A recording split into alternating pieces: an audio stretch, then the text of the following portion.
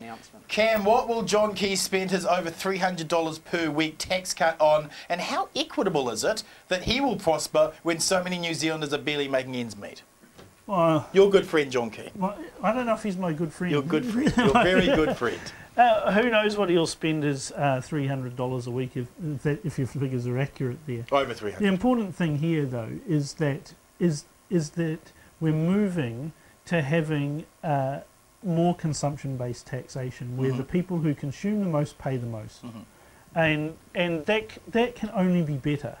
As far as the Labour Party's policy on GST, they've moved from extra tax to just a little bit of a cut in the tax. Yes. And it's disingenuous. In fact, it's an outright lie that it's actually going to help poor people, because it won't. The people who buy fresh fruit and vegetables are not poor.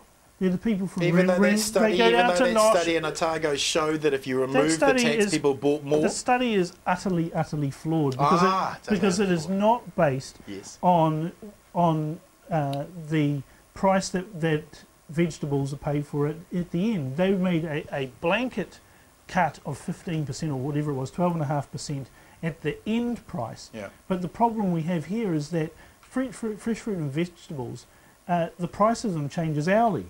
If you go to the little grocer around the corner here, he'll have $3.99 on a head of broccoli in the morning, and it'll be $2.50 by the afternoon. So I'd just like to pick up one point that you said, and that was in the areas of consumer taxation being good, in the sense that it's disingenuous to the statements that you were making relating to the beneficiary bashing that was going on in the previous question. You're very disingenuous. To those who are affected by an increase in GST.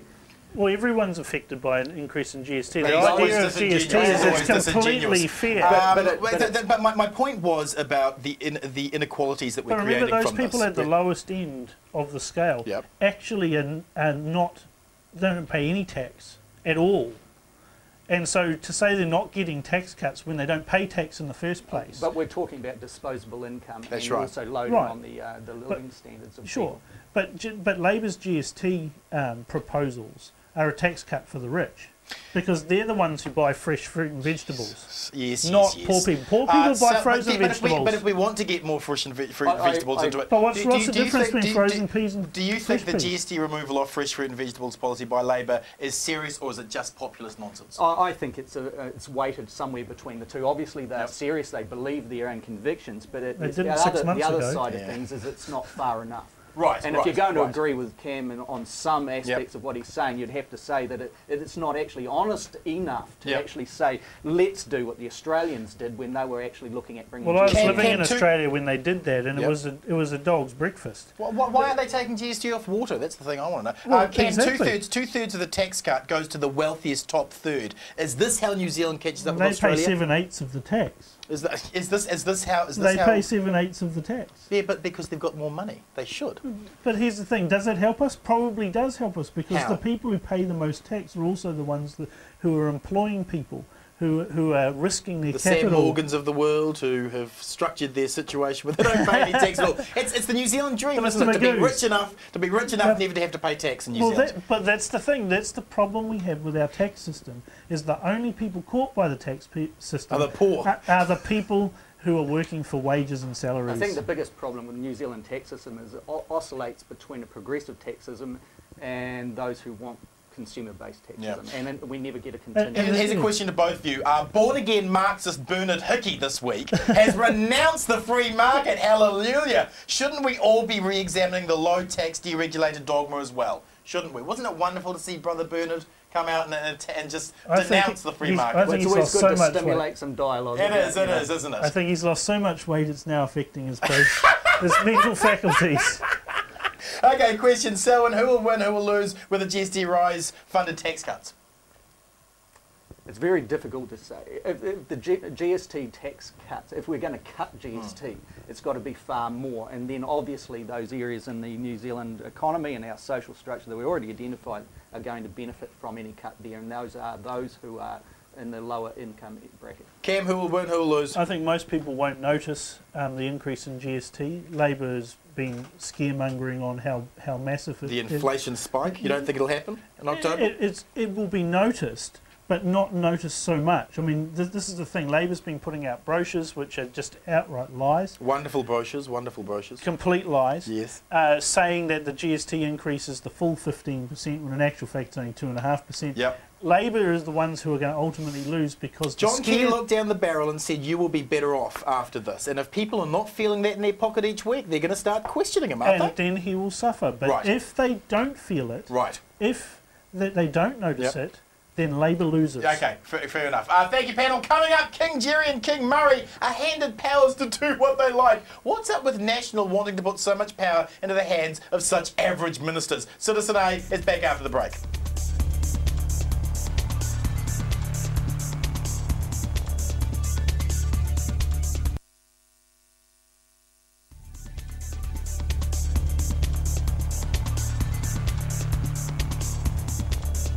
Welcome back, ladies and gentlemen. This is Citizen A. We're reviewing the week with bloggers Cameron Slater and Selwyn Manning. Issue 3 this week. The Quake legislation has been criticised by literally every legal academic in the country, and the Rugby World Cup 2011 Empowering Bill has been criticised, giving Murray McCulley too much power. What's up with National concentrating vast amounts of power into the hands of a few ministers? And is this really the way we should be doing things in New Zealand?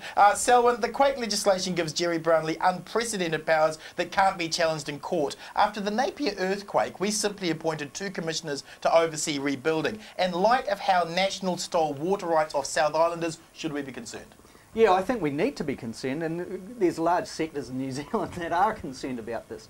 For a start off, do we actually have trust in a guy that was about to sell off half of our our conservation land and put it into mining hands? Half? I think you're being a little bit... well, rhetorically speaking. We're talking about very small amount of Rhetorically speaking, half, damn it, half, yes. But the point being, do we actually have, ultimately, do we have trust in Jerry Brownlee we know to Jerry's actually got take all the these pies things on? now. The other thing is that no, people are not satisfied, and certainly, even today, we saw the Law Commission coming out with a statement saying that it was gravely concerned and it was actually trying to insert into national government's mind ways of providing solutions. Chris Finlayson would be pretty appalled, wouldn't he? Wow. Come on, wouldn't he? Oh, well, he's already had embarrassing the Attorney week General was where they're going to be targeting. So. Cam, there's bugger all the Greens or Labor could do about this because any foot dragging would be seen as anti-Quake survivor. But allowing King Jerry to have the powers of God does run the political risk that any delays in making the lives of Quake survivors better won't be accepted. It isn't so much a fear of what King Jerry will do with his power, it will be in his shortcomings while having all that power that will get people angry, won't it? I think you're absolutely right there. One thing for sure we'll know is that at least the pie supply in Christchurch has been secured. King Jerry the Eighth, he is, yes. But I don't think it's the huge, massive issue that we're going to start seeing troops in the street controlling. No, I don't think that's going to happen. And again, I think also National has overreacted. Yes, we want to get things happening, but it's not like there's anyone dying here and we've got masses of bodies floating in water or We didn't need to suspend literally the entire Constitution, did we? No, well, the Constitution that we don't have. Yes. But what we've got is yet another case. And again, Selwyn mentioned the Law Commission. The head of the Law Commission, of course, is Sir Geoffrey Palmer, the architect of the Bill of Rights Act. The brilliant legal mind who designed a Bill of Rights that sits under every other law we have. Yeah, well, the rather Bill than of Rights is one of those that this can't actually relegate to the dustbin. Thank God. Every other law, God. including the criminal exactly. act and summary criminal But if you were following the Bill of Rights Act, this law would never have been enacted. Right, yeah. But the other thing is that the fascinating thing is that the National seems to be hell-bent on trying to actually orchestrate some sort of commissioner approach where the executive is actually, like, if we boil this down in this law, the executive, meaning the cabinet, will be the ones that determine law with respect to how these problems are solved. So the precedence is that they've abandoned the constitutional structure and process. And this is the thing that I've been saying for a long time, is that it's about time that instead of having lobby groups lobbying for moving to a republic, we've got far more important issues here, and that with the lack of a constitution, with an inherited constitution, nothing written down as a constitution or enshrining our Bill of Rights, we can get legislation that's like this. And it's ridiculous lawmaking like this by the whole Parliament. You've got to add. It's lawmaking. It actually advances the argument. It's lawmaking by fiat. You know, and then we're really just a petty little kingdom. So millions, up to tens of millions of dollars, have been quietly earmarked for a cloud tent structure at Party Central and won't be announced until after the Super City election. By allowing Murray McCully to have final say on Rugby World Cup activities, National are simply ensuring they can sidestep Aucklanders bitching. This is a smart move by National, isn't it? Well, yeah, smart move. I don't know about that. I'd be very concerned about anything that's put into the hands of Murray McCully on previous form. He's done such a bang-up job with NZ Aid, I hasn't guess he? what it does indicate is that National is actually still short on so-called talent that it has that actually identifies with the Auckland region. That was characteristic in the 1990s, and clearly even today in this cabinet we're seeing that they're very light on true Auckland representation. Well, I think they've got talent, but the talent is being hidden by the manipulative and controlling nature of the likes of Murray McCully. So Nikki Kay can't say anything. Is that what you're saying? Basically, she's not allowed to say anything. Why isn't she? I mean, I would trust her. I would actually trust her to run she's it a more than pinko, Murray of course McCully. she would. I would trust her to If run it they've more than got Murray talent, McCully. why don't they have the courage to actually advance them into because they're all because it's the same with all politicians. They get there and then they find out that if we say something, then it's seen as disunity, and we can't do that, and so the principles that they stood and said that that's what they stood for. Go straight out the window, and it doesn't matter which party you're in. They're all the bloody same. Would it be good to be able to see Nikki Kay actually on the media and such programs as this? We should she's campaigning hard. She can't come on. She's campaigning hard in places like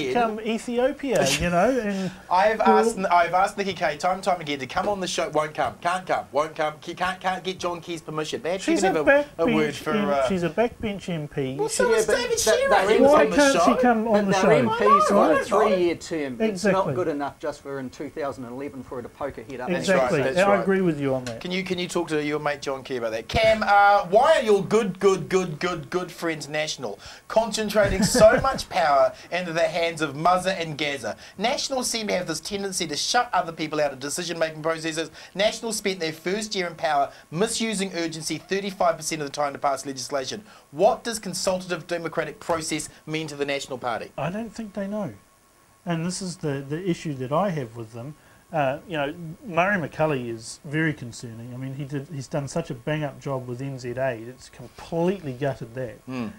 And people that I help in the aid area are aghast at the changes that have gone on there. And it seems to be petty and personal.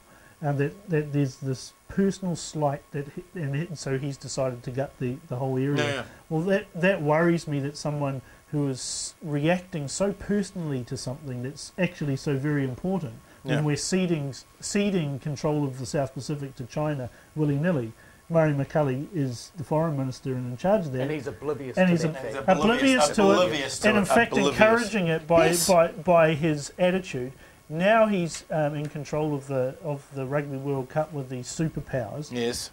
What's going to happen there? We're going to see petty politicking and backhandering and pandering to his mates. I think the answer is yes. And I'd agree with you. Who wins, who loses by allowing a vast unrestricted powers into the hands of Murray and Jerry? Who wins, who loses?